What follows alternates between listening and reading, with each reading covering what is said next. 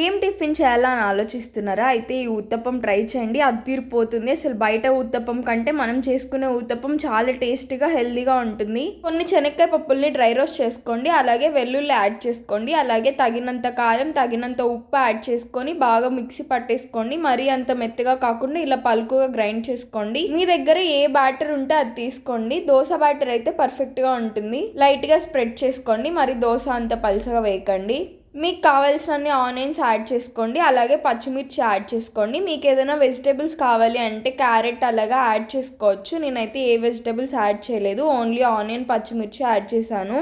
Oil వేసాక మూత పెట్టి లో ఫ్లేమ్లో కుక్ చేసుకోండి. అప్పుడే మనకి బేస్ క్రిస్పీగా వస్తుంది. మూత పెట్టి కుక్ చేసుకోవడం వల్ల పర్ఫెక్ట్గా కుక్ అవుతుంది. అలాగే పైన సాఫ్ట్గా ఉంటుంది. అంతే, ఫైనల్గా పప్పుల పొడి చల్లేసుకోండి. ఊత్తప్పం రెడీ అయిపోతుంది. చాలా టేస్టీగా ఉంటుంది. తప్పకుండా ట్రై చేయండి. ఫుల్ రెసిపీ కోసం మన ఎస్వై కుకింగ్ ఛానల్ని విజిట్ చేయండి. Thank you.